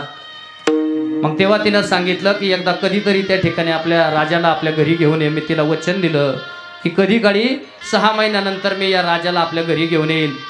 राजा, एक कृपा करा माझ्यावरती, मला माहिती की मी आता या लढाईतून परत पाठीमागे घरी जाणार नाही, परंतु एक कृपा करा, एक डाव का होईना परंतु एकदा का होईना माझ्या घरी त्या ठिकाणी तुम्ही जावं, एवढी माझी त्या ठिकाणी कळकळीची अपेक्षा आहे.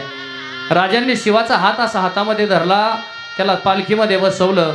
पालखी त्या ठिकाणी पन्हाळ्याच्या दिशेनं खाली निघाली. आकाशामध्ये वीज चमकली, पालखी दिसली. जशी पालखी दिसली ना, तशी गनिमांची तलवार उसळली. उसळलेल्या तलवारीचा एकच वार त्या शिवाकाशीच्या अंगावरती झाला. रक्त उसळलं आणि जसं रक्त उसळलं ना, त्या उसळलेल्या रक्तातून आवाज आला, जन्माला जरी शिवाकाशीत म्हणून जन्माला आलो, मरताना छत्रपती म्हणून मराल, असा त्या ठिकाणी तेजस्वी बाणा त्या ठिकाणी उभा राहिला. शिवाकाशीत स्वराज्यासाठी गेला महाराज. पण महाराज इतके स्वाभिमानी आणि न्यायप्रिय होते ना महाराज. बरोबर 6 महिने झाल्यानंतर राजे त्या असणाऱ्या शिवाकाशीच्या घरी गेले आणि शिवाकाशीच्या घरी गेल्यानंतर त्या ठिकाणी शिवाकाशीच्या आईचे पाय धरले आणि पाय धरल्यानंतर सांगू लागले, मी तुमच्या शिवाला आणू शकलो नाही. राजांच्या डोळ्यामध्ये पाणी दाटलं, अक्षरशः अश्रू ढाळले. मी तुमच्या शिवाला आणू शकलो नाही. तेव्हा आई त्यांना सांगू लागली, म्हटले मला ते माहिती आहे, जर तो जिवंत असताना तर तुमची बातमी घेऊन तो पुढे आला असता आणि सांगितलं असतं, आई आपल्या घरी आज कोण आलेत, राजे आलेत हे सांगायला तो सगळ्यात पुढे आला असता. परंतु मला माहिती आहे की तो त्या ठिकाणी आज येऊ शकला नाही. तो स्वराज्यासाठी त्या ठिकाणी निघून गेला. पण त्याची आई किती भाग्यवान होती का ती माऊली म्हटली, राजा, पांडुरंगानं मला जर 4 तुझ्यासारखे आणि 4 त्या असणाऱ्या शिवासारखे जर पुत्र दिले असते ना, तर हे 4ही पुत्र त्या ठिकाणी मी स्वराज्याला देऊन टाकले असते, असं म्हणणारी माती महाराष्ट्रामध्ये होती. विठ्ठला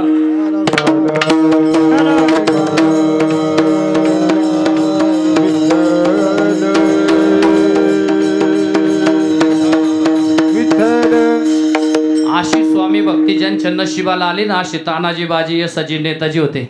म्हणून भक्तीचे अनंत प्रकार आहेत. ज्यांनी देवाची भक्ती केली ते संत झाले, ज्यांनी स्वामीची भक्ती केली ते निष्ठावान मावळे झाले. हा देश माझा आहे, मी माझ्या देशासाठी कार्य करेल ते देशाचे सैनिक झाले. आणि या काळ्या मातीमध्ये सोनं पिकवलं तर लाख लोक त्या ठिकाणी जगतील, असं म्हणून शेती करणारे खऱ्या अर्थाने शेतकरी झाले. विठ्ठला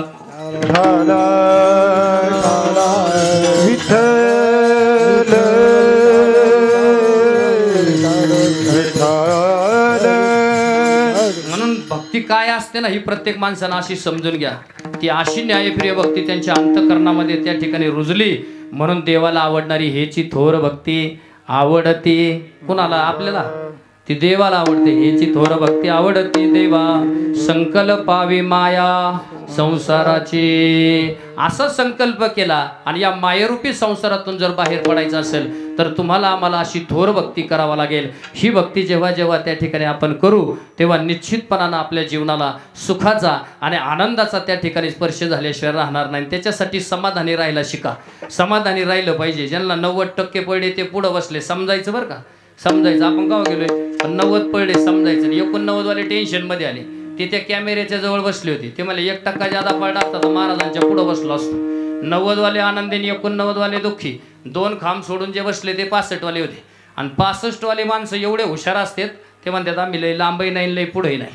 ते सगळ्यात मध्ये बसलेले असतात. आणि अशी माणसं एसटीत बसताना सुद्धा एसटीच्या मधल्या सीटवर बसतात. म्हणजे एसटी मागून जरी धडकली तरी अडचण नाही आणि एसटी पुढून जरी काही झालं तरी काही अडचण नाही. हे 65 वाले. आणि जे इथून मला दिसत नाही ना ते 35 वाले. ते म्हटले महाराज पेढे घ्या. म्हणलं कायचे? ते म्हणले आमची गॅरंटीच नव्हती पास व्हायची. मग सांगायचं तात्पर्य एवढंच आहे की खरंच समाधान त्यांना प्राप्त झालं. कारण लहानपणापासून त्यांच्या डोक्यात एकच आहे ठेविले आनंद ते तैसेची राहावे चित्ते असू द्यावे समाधान. ठेविले आनंद याचा अर्थच असा आहे की देवानं जे बनवलं त्याच्यात काही बदल होणार नाही. माऊली म्हणतात ललाटीचं लिखाण काही केल्या मोडणार नाही. माऊलींची ज्ञानेश्वरी पहा. त्या ज्ञानेश्वरीमध्ये लिहिलेलं आहे मातीवरती लिहिलेलं पुसून जातं पण काळजावरती लिहिलेलं सुद्धा संपून जातं. पण तुमच्या आमच्या ललाट रेषेवरती जे लिहिलंय ते मात्र कुणालाही त्या ठिकाणी पुसता येत नाही. ते संपवता येत नाही. म्हणून ते ललाटीचं जे भाग्य आहे ते ललाटीचं भाग्य संतांनी लिहून ठेवलं. म्हणून अशा संतांचं चिंतन आपण कीर्तनाच्या माध्यमातून जर केलं तर त्यांच्या ज्ञानामृताचा कण आपल्याला त्या ठिकाणी प्राप्त झाल्याशिवाय राहणार नाही. म्हणून एकदा प्रेमानं भजन करा. विठोबा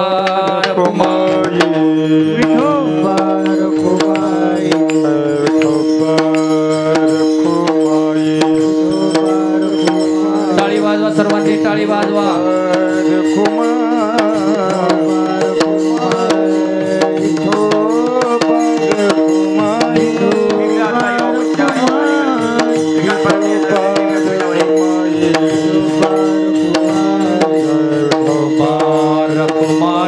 टाळी वाजवा. सर्वांनी टाळी वाजवा.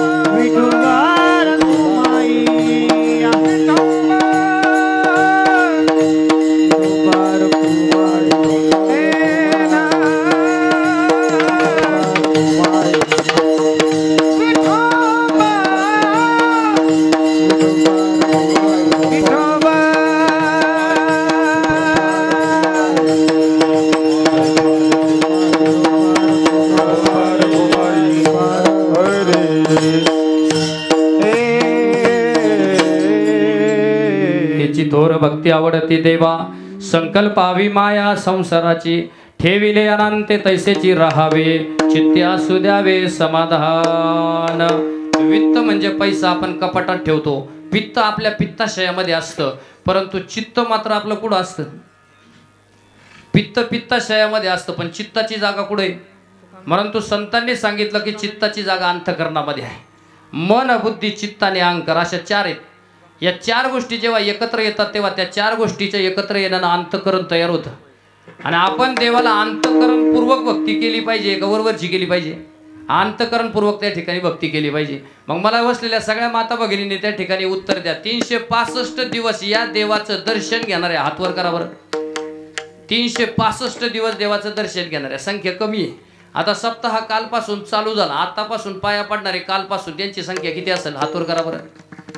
बघा म्हणजे 365 दिवस दर्शन घेणाऱ्यांची संख्या कमी आहे परंतु सप्ताह चालू झाला की देवाला हात जोडणाऱ्यांची संख्या ज्यादा आहे. मग माऊलींचा हरिपाठामध्ये एक प्रमाणे नित्य नेम नामे ते प्राणी दुर्लभ लक्ष्मी वल्लभ तयाजवळी. लक्ष्मीची प्राप्ती विष्णूची प्राप्ती जर करायची असेल तर तुम्हाला आम्हाला कोणतंही काम हे नित्य आणि सातत्यानं करावं लागेल. आणि ते सातत्यानं करण्यासाठी खऱ्या अर्थानं हा नाममार्ग आहे. इथून तिथून जर पाहिलं ना तर महिलांची संख्या तिथपर्यंत शेवटपर्यंत आहे आणि पुरुषांची फक्त एकच पट्टी अशी. म्हणजे महिलांची संख्या ज्यादा झाली. आज सगळ्या क्षेत्रामध्ये महिला पुढे भाविक जास्त झालेले आहेत. भांड्याच्या जाहिरातीत तुम्ही, कपड्याच्या जाहिरातीत तुम्ही, सँडलच्या जाहिरातीत तुम्ही, शॅम्पूच्या जाहिरातीत तुम्ही, ती कोलगेटची जाहिरात लागते त्याच्यामध्ये सुद्धा तुम्ही जी कॅप की टूथपेस्ट में नमक हे सांगणारे महिला आहेत. आणि पुरुष मंडळी दोनच जाहिराती ती शिमीट आणि चुना. घाबरायचं नाही. तुमच्या पाठीमागे मी उभा आहे. चुन्याचा शब्द जर उलटा केला तर नाचू होतो. आणि 13व्या शतकामध्ये पंढरपूरच्या वाळवंटामध्ये भगव्या रंगाची पताका घेऊन पंढरपूरच्या वाळवंटामध्ये कीर्तन करून पंजाबच्या मातीपर्यंत आवाज नेणारे नामदेव महाराज त्या ठिकाणी म्हणतात, नाचू कीर्तनाचे रंगी, नाचू कीर्तनाचे रंगी, नाचू कीर्तनाचे रंगी, नाचू कीर्तनाचे नाचू कीर्तनाचे रंगी, नाचू कीर्तनाचे रंगी, नाचू कीर्तनाचे नाचू कीर्तनाचे रंगी, नाचू कीर्तनाचे रंगी, नाचू कीर्तनाचे रंगी, कीर्तनाचे रंगी, नाचू कीर्तनाचे रंगी, नाचू कीर्तनाचे रंगी, ज्ञानदीप लावू जगी, नाचू कीर्तनाचे रंगी, लावू जगी, नाचू कीर्तनाचे रंगी, ज्ञानदीप लावू जगी, नाचू कीर्तनाचे रंगी, ज्ञानदीप लावू जगी, ज्ञानदीप लावू जगी. म्हणून खऱ्या अर्थानं महाराज म्हणतात की हे कीर्तन जे माध्यम आहे त्या माध्यमातून खऱ्या अर्थानं लोकप्रबोधन घडलं पाहिजे. जनसामान्यांची दुःख जे आहे ते दुःख त्यातून नष्ट झाली पाहिजेत आणि तुमच्या आमच्या अंतःकरणामध्ये हरिभजनाचा आणि परमात्म्याचा असणारा प्रकाश त्या ठिकाणी निर्माण झाला पाहिजे. असं कीर्तनाचं हे साधन आहे. हे तुकाराम महाराज म्हणतात की तुका म्हणे सोपे आहे सर्वाहून शहाणा तो धनी घेतो येथे. इतका सोपा असणारा मार्ग आहे. त्या मार्गाने तुम्हाला आम्हाला जायचंय आणि त्या मार्गाने जाण्यासाठी खऱ्या अर्थानं सोपा मार्ग साधू संतांनी सांगितला. त्याच्यासाठी खऱ्या अर्थानं मिळालेला हा मनुष्यदी आहे. तो सत्कारणी लावल्यासाठी खऱ्या अर्थानं तुम्हाला आम्हाला या भजनाची या भक्तीची आवड निर्माण करण्यासाठी अभंगाच्या माध्यमातून जगद्गुरु तुकोबराय त्या ठिकाणी तुम्हाला आम्हाला उपदेश करतात. आणि हे उपदेश करत असताना म्हणतात चिंता करू नका, उद्वेग मनामध्ये घेऊ नका, टेन्शन जीवनामध्ये घेऊ नका, जीवनामध्ये दुःख मानू नका. तर आयुष्यामध्ये त्या ठिकाणी आनंद निर्माण करण्यासाठी भंग झालेल्या स्वप्नांच्या तुकड्यांना कवटाळण्यासाठी माणसाचा जन्म झालेला नाही. माणसाचा जन्म जो आहे तो एखादं स्वप्न पूर्ण करण्यासाठी रक्ताळलेल्या पावलानं परत त्या ठिकाणी त्याच्या मागं पळत जावं आणि त्या सुखाची अपेक्षा त्या ठिकाणी करावी. याच्यासाठी माणसाचा जन्म आहे. नाही तरी जन्म गेला वाया. घरातून बाहेर पडताना आईवडिलाचं, गावातून बाहेर पडताना ग्रामदैवतेचं, वर्षातून एकदा आपल्या कुलदैवताचं, आयुष्यात एकदा का व्हायना संतांचं, हे डोळे कायमचे मिटण्याच्या आधी भगवंताचं दर्शन झालं पाहिजे. नाहीतरी जन्म गेला वाया. असाही जाणार आहे तसाही जाणार आहे. आणि म्हणून हा जन्म जो आहे तो हा जन्म सफल व्हावा असं वाटत असेल तर संतांच्या अभंगाप्रमाणे आपण त्या ठिकाणी जगलं पाहिजे, तशा पद्धतीने वागलं पाहिजे. ते जगण्यासाठी खऱ्या अर्थानं संत मृत्यू लोकांमध्ये जन्माला येतात. अवतार तुम्हा धराया कारण उद्धराया जनजड जीवा. अवतार धारण केला आणि अवतार धारण करून त्या जगाचा उद्धार करण्यासाठी दगडाच्या टाळातून त्या ठिकाणी अभंग गायले. दगडाचा टाळ हातामध्ये घेतला, सुविधा नव्हत्या आणि अशा काळामध्ये त्या ठिकाणी तुकोबरायांची अमृतवाणी देहू परिसरात आणि भंडारा परिसरामध्ये गाजू लागली. तुकोबरायांनी दगडाचा टाळ हातामध्ये घ्यावा, भजन त्या ठिकाणी त्या ठिकाणी म्हणावं, बाकीच्या लोकांनी सांगावं, त्या ठिकाणी गाथा बुडून टाका. परंतु तुकोबरायांचा गाथा पुन्हा त्या ठिकाणी जगाचं कल्याण करण्यासाठी तुकोबरायांचे अभंग जे आहे ते अभंग लोकांच्या मुखोद्गत झाले आणि ते लोकांपर्यंत त्या ठिकाणी जिवंत राहिले. म्हणून लक्षात ठेवा, या मृत्यू लोकामध्ये 4 गोष्टी आपल्या आयुष्यामध्ये नेहमी सातत्यानं जपत चला. हरिनामाचं चिंतन करा, इतरांच्या वरती उपकार करा. माणसानं या भक्तिपंढरीमध्ये दान धर्म पुण्य कर्म हा यज्ञ आहे. भक्तिपंढरी म्हणजे यज्ञ. याच्यामध्ये जो त्या ठिकाणी दान देईल तो 36 पटानं परत त्या ठिकाणी परत पाठीमागे येईल. याच्यामध्ये जो कोणी धान्य देईल त्याच्या शेतीमध्ये त्या ठिकाणी 36 पट धान्य त्या ठिकाणी भविष्यामध्ये पिकेल. याच्यामध्ये जो कोणी धान्य देईल, याच्यामध्ये जो कोणी दान करेल ना त्याच्या त्या असणाऱ्या वाटाण्याला पुढच्या वर्षी बाजार चांगला येईल. सांगायचं तात्पर्य एवढंच आहे की याच्यामध्ये जो तुम्ही धान्य दान कराल, धान्यदान असेल, धनदान असेल, अन्नदान असेल. आता अन्नदान करणाऱ्यांना थोडंसं धन्यवाद देतो. पाऊस सगळ्यांच्या वावरामध्ये पडतो, पाऊस सगळ्यांच्या शेतीमध्ये पडतो, पण काही लोकांचं धान्य जे आहे ना ते जास्त झालेले धान्य सर्वसामान्य लोकांच्या या भाविक वारकऱ्यांच्या मुखामध्ये जातं. ते अन्नदान करणाऱ्या अन्नदात्यांना भाग्यवंत म्हणतात. लक्षात ठेवा, भाग्यवंताचं हे लक्षण आहे की ज्यांनी अन्नदान केलं की आपल्या धनाचा काही वाटा आपल्या समाजासाठी देऊन टाकला, आणि असा धनाचा वाटा समाजासाठी देऊन टाकला की समजायचं की आपलं दान जे आहे ते दान पूर्णत्वाला गेलं. म्हणून भक्ती पंढरी हा यज्ञ, या यज्ञामध्ये तनानं मनानं धनानं ज्याने ज्याने सेवा केली त्याचं जे आहे ती सेवा 36 पटीनं परत पाठीमागे येते. असा असणाऱ्या या भक्ती पंढरीचा महिमा आहे.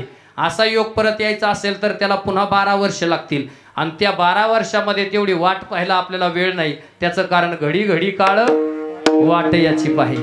काळ त्या ठिकाणी टपलेला आहे, एवढा वेळ त्या ठिकाणी कुणाकडे नाही. पावलागणिक त्या ठिकाणी माणसाच्या पाठीमागे मृत्यू दडलेला आहे. आणि अशा वेळी महाराज म्हणतात की जर आपण आहोत तर निश्चितपणानं असं दान धर्म पुण्य कर्म त्या ठिकाणी केलं पाहिजे की त्या दान धर्म पुण्य कर्मातून खऱ्या अर्थानं आपल्या जीवनाचं खऱ्या अर्थानं कल्याण त्या ठिकाणी होईल. मग हे जीवनाचं कल्याण करण्यासाठी आपण आपल्या हिताचा त्या ठिकाणी विचार केला पाहिजे. आता माणूस सगळेजण स्वतःच पाहतोय, पण ज्यांनी या महाराष्ट्राचं पाहिलं त्यांचं नाव छत्रपती आहे की जे राजे शिवनेरीच्या किल्ल्यावरती त्या ठिकाणी जन्मले, आणि शिवनेरीच्या किल्ल्यावरून असा संदेश या महाराष्ट्राच्या मातीला गेला की आता कुणीतरी या राष्ट्राला तारणारा कुणीतरी त्या ठिकाणी जन्माला आलेला आहे. असा महाराजांचा त्या ठिकाणी इतिहास आहे. आणि म्हणून त्या ठिकाणी शिवनेरीवरती राजा जन्माला. एकच राजा, एकच राजा इथे जन्मला गड शिवनेरी किल्ल्यावर. माझ्या राजाचं नाव गाजतंय गड किल्ल्याच्या दगडावर. माझ्या राजाचं नाव गाजतंय गड किल्ल्याच्या दगडावर. माझ्या राजाचं नाव गाजतंय गड किल्ल्याच्या दगडावर. माझ्या राजाचं नाव गाजतंय किल्ल्याच्या दगडावर. सुंदर स्वराज्य निर्माण केले तलवारीच्या धारेवर. तलवारीच्या धारेवर, तलवारीच्या धारेवर. रयतेसाठी वार झेलले आपल्या निधड्या छातीवर. आपल्या निधड्या छातीवर, आपल्या निधड्या छातीवर. प्राणपणाने लढले मावळे, प्राणपणाने लढले मावळे, भरोसा त्या राजावर. माझ्या राजाचं नाव गाजतंय गड किल्ल्याच्या दगडावर. माझ्या राजाचं नाव गाजतंय गड किल्ल्याच्या दगडावर. माझ्या देवाचं नाव गाजतंय गड किल्ल्याच्या दगडावर. किल्ल्याच्या दगडावर. प्रौढ प्रताप पुरंदर क्षत्रिय कुलवंश राजाधिराज योगीराज महाराज श्रीमंत योगी श्री श्री श्री छत्रपती शिवाजी महाराज की. माझ्या राजाचं नाव गाजतंय गड किल्ल्याच्या दगडावर. माझ्या राजाचं नाव गाजतंय गड किल्ल्याच्या दगडावर. माझ्या देवाचं नाव गाजतंय गड किल्ल्याच्या दगडावर.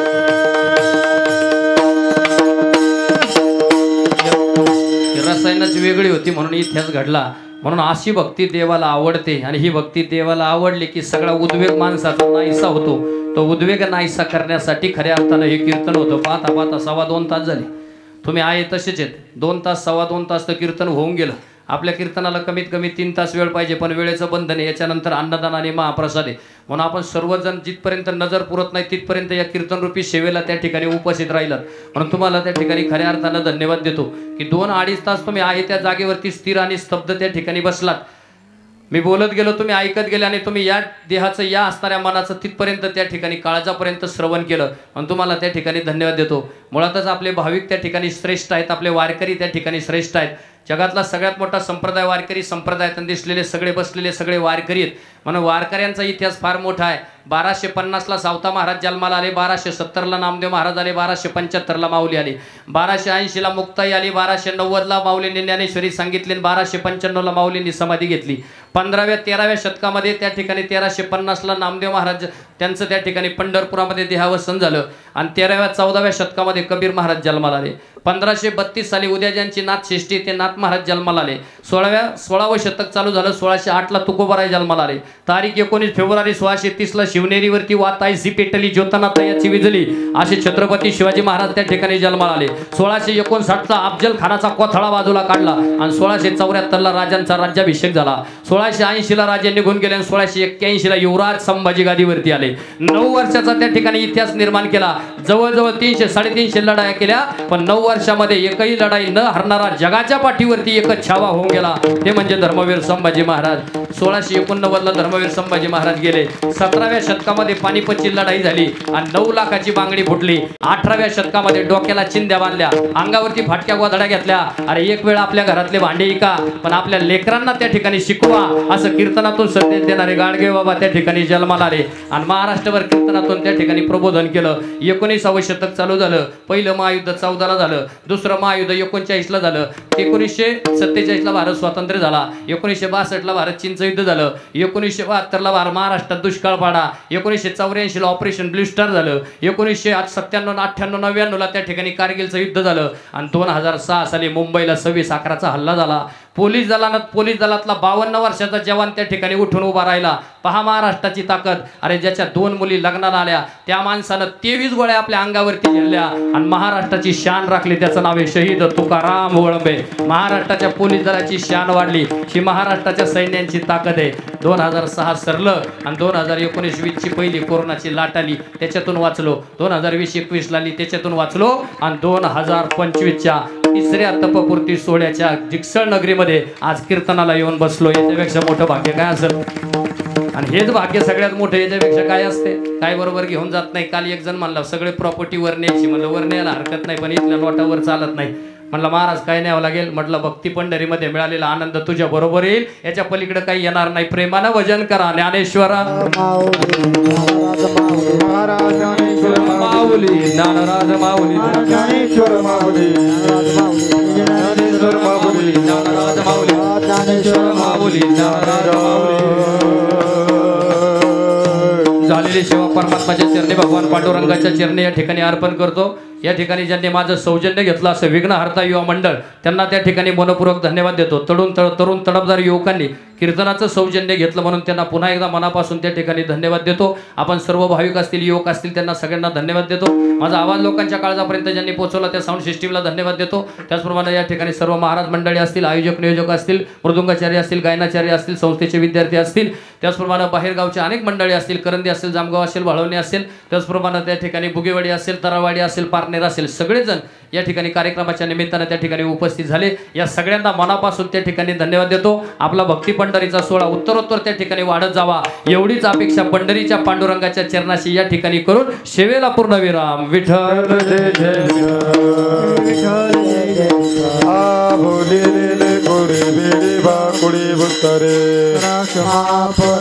महाराज तुम्ही उच्चारीला अधिकार मी ज्ञानेश्वरा राखा बाया पैकीन करा. महाराज तुम्ही ज्ञानदेव तुकाराम तुकाराम तुकाराम.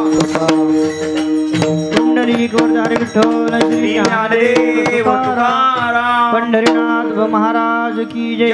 जगद्गुरु श्री तुकाराम महाराज की जय. संत निळोबा महाराज की जय. धन्यवाद. सर्व वारकरी, टाळकरी, सांप्रदायिक मंडळी या सर्वांचं मनस्वी धन्यवाद व्यक्त करतो. सर्व ग्रामस्थांना विनंती असेल, महाराज आपल्या गावतीच असल्यामुळे त्यांनी भरपूर सूचना दिलेल्या आहेत. कृपया आपण 2 मिनिटं या सूचना ऐकायच्यात आणि ऐकण्याकरता थोडा वेळ जागेवरच बसायचं आहे. आजची जी कीर्तनरूपी सेवा, आपल्या गावचं वैभव, युवाभूषण सन्माननीय हरिभक्त परायण अशोकजी महाराज शिंदे